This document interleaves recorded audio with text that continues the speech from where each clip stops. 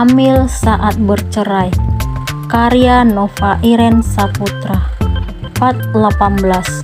Kebohongan yang terbongkar. Tiara mengaku bahwa dirinya juga mencintai Arya. Namun saat laki-laki itu meminta menikah dengannya, ia pun terdiam. Entah apa yang ada dalam pikiran Tiara sekarang. Padahal ia sudah tahu seperti apa kepedulian dan perhatian yang ditunjukkan Arya selama ini. Kenapa diam, Dek? Arya menunggu jawaban wanita yang kini bersamanya. Apa kamu sudah siap menjadi ayah dari anakku, Kak? Apakah kamu akan menyayanginya? Tiara menginginkan jawaban yang lebih pasti dari Arya. Sebelum kamu memintanya, aku sudah siap banget menjadi ayah untuk anak kita, Dek. Arya dengan yakin mengucapkan perasaan itu. Tiara kembali terharu melihat laki-laki yang mengaku sangat mencintainya. Kasih aku waktu sampai anakku benar-benar kuat. Tiara pun mengajukan permintaan. Aku akan setia menunggu, Dek. Arya tersenyum kepada Tiara. Tiara sangat lega dan bersyukur karena telah memberikan jawaban kepada Arya. Ia kini merasa menjadi wanita paling beruntung karena laki-laki yang sudah bersemayam dalam hatinya ternyata bersedia menyayangi sang buah hati yang baru dilahirkan. Tiara benar-benar sudah melupakan masa lalu yang tidak menganggap dirinya. Ia berusaha bangkit untuk membuka hati agar kembali menata diri hingga akhirnya berhasil membalas cinta tulus Arya. Tiara sangat bangga mencintai laki-laki tersebut. Tiara berharap agar Arya mampu memberikan yang terbaik untuknya dan sang buah hati. Ia ingin Arya mencintai dirinya hingga akhir hayat dan membangun hubungan sakral yang akan membawa mereka pada kebahagiaan. Tiara juga berharap bahwa cinta yang diungkapkan Arya tidak hanya sekedar di mulut saja. Tiara sudah pernah gagal dalam memilih pasangan. Ia tidak ingin kembali merasakan hal yang sama saat menjadi istri Bayu. Aku janji akan selalu mencintaimu selamanya. Ikrar itu Bayu sampaikan beberapa tahun lalu sebelum menikah dengan Tiara. Saat itu, Tiara percaya bahwa Bayu akan menjadi suami pertama dan terakhir untuknya. Namun, kadang kenyataan tidak seindah harapan. Setelah menikah hampir 5 tahun, Bayu justru mencampakkan Tiara begitu saja. Laki-laki itu lebih memilih wanita lain. Sementara itu di tempat lain, wanita pilihan Bayu kini dalam keadaan khawatir karena polisi sudah berhasil membawa pelaku yang menculik anaknya. Ia seorang lelaki yang mengaku membantu sahabatnya untuk melakukan kejahatan tersebut. Siapa nama teman yang memintamu melakukan penculikan itu? Tanya salah satu polisi kepada pelaku tersebut. Namanya Dani, Pak. Saya hanya ingin membantu dirinya untuk mendapatkan anaknya. Pantaskah seorang ayah kandung dituduh sebagai penculik anaknya sendiri? Pelaku justru memberikan pertanyaan kepada polisi tersebut. Anda jangan asal bicara. Bagaimana mungkin teman Anda mengaku menjadi ayah dari anak Pak Bayu dan Bu Lisa? Polisi tersebut tidak mengerti arah pembicaraan lelaki tersebut. Begini saja, Pak. Kalau Bapak ingin tahu penjelasan lengkapnya, sebaiknya kita segera ke rumah teman saya. Laki-laki itu pun memberikan saran. Untuk memastikan siapa pelaku yang sebenarnya, 2 orang polisi dan laki-laki yang sudah dijadikan sebagai tersangka untuk sementara akhirnya kini menuju rumah Dani. Pihak berwajib tersebut berharap agar penyelidikan mereka cepat selesai dan menemukan siapa penculik Keisha. Apakah benar Anda yang bernama Dani? Tanya salah satu polisi setelah tiba di kediaman Dani. Iya, Pak, saya sendiri. Dan ini teman saya. Dani menunjuk ke arah laki-laki yang datang bersama kedua polisi tersebut.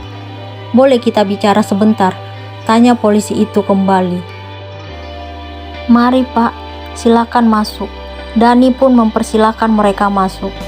Dani akhirnya menceritakan tentang kenyataan yang sebenarnya setelah mereka duduk di sofa ruang tamu. Ia mengaku bahwa dirinya benar sebagai ayah kandung Keisha. Dani pun tetap bersikukuh mengatakan kalau dirinya bukan penculik. Dani juga meminta agar polisi mengizinkan dirinya melakukan tes DNA untuk mengetahui kenyataan. Ia mengaku tidak takut untuk mengakui Keisha sebagai putri kandungnya karena kenyataannya memang benar seperti itu. Untuk mengetahui siapa yang berbohong dan jujur, maka polisi tersebut akhirnya memenuhi permintaan Dani. Mereka pun mengambil beberapa helai rambut Keisha dan Dani lalu membawanya ke rumah sakit terdekat dari tempat itu. Beberapa hari kemudian, Bayu dan Lisa dikagetkan dengan sebuah bukti nyata yang tidak pernah mereka duga sebelumnya. 2 orang polisi mengunjungi rumah pasangan suami istri tersebut sambil membawa hasil tes DNA antara Dani dan Keisha. Lisa hampir pingsan setelah melihat bukti yang ada di kertas tersebut. Sangat jelas tertulis di sana bahwa Keisha merupakan anak kandung Dani. Ia merasa kalau dunianya sudah terhenti dan membayangkan akan kehilangan yang selama ini ia peroleh. Maaf Pak, Bu, kami tidak mungkin melanjutkan kasus yang dilaporkan sebagai penculikan anak yang ada di foto ini, karena tidak mungkin seorang ayah dituduh menculik anak kandungnya sendiri.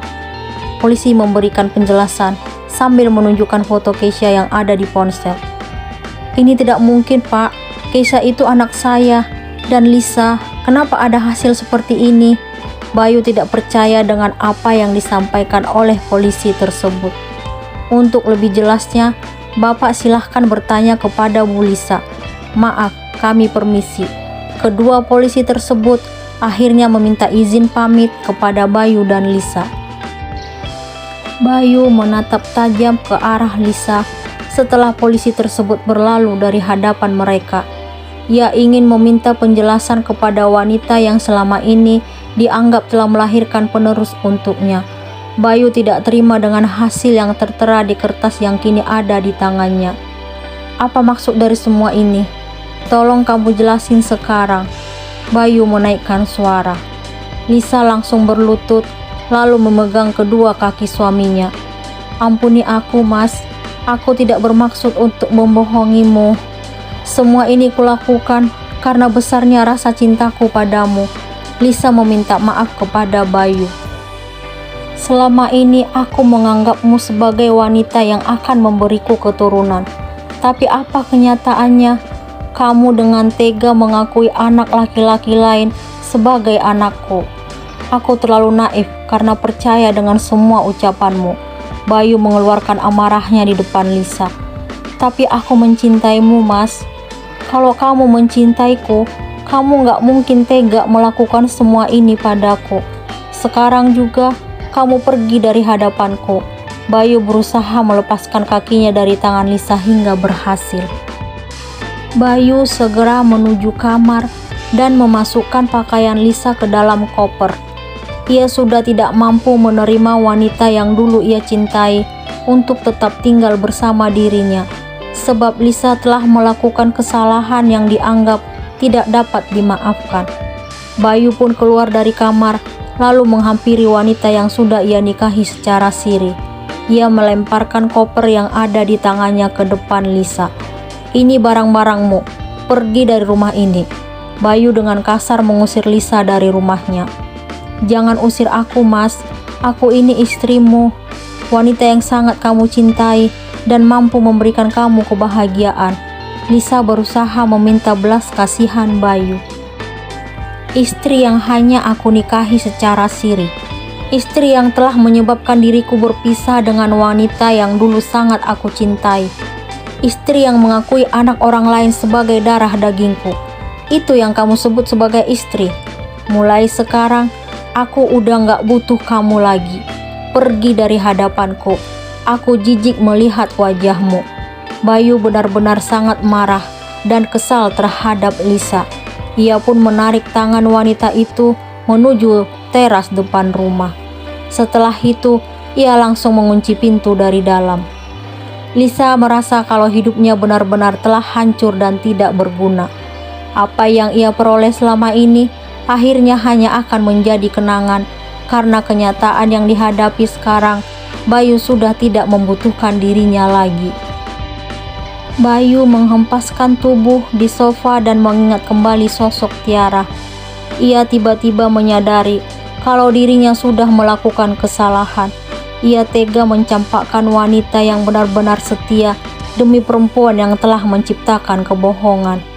Bayu meraih ponsel dari saku celananya, lalu mencari nama wanita yang dulu telah bersedia menemani hidupnya hampir 5 tahun lamanya. Namun, nomor kontak yang dituju tidak aktif lagi. Bayu sangat menyesal karena telah menceraikan Tiara. Sementara itu, kini Tiara sedang memandang wajah buah hati tercinta yang masih berada dalam inkubator. Wanita itu didampingi oleh laki-laki yang selalu setia dan ada untuknya. Ia adalah pria tampan yang sudah berniat untuk mempersunting Tiara. Kedua insan itu sangat terpesona melihat wajah mungil bayi yang ada dalam pandangan mereka. Arya sangat bangga dan bersyukur melihat kebahagiaan di wajah Tiara. Ia merasa telah berhasil membuat wanita itu kembali ceria. Mata dan bibirnya mirip kamu, Dek. Arya membuka suara. Iya, Kak. Aku udah gak sabar untuk menggendongnya. Kamu udah ada nama gak untuk anak kita?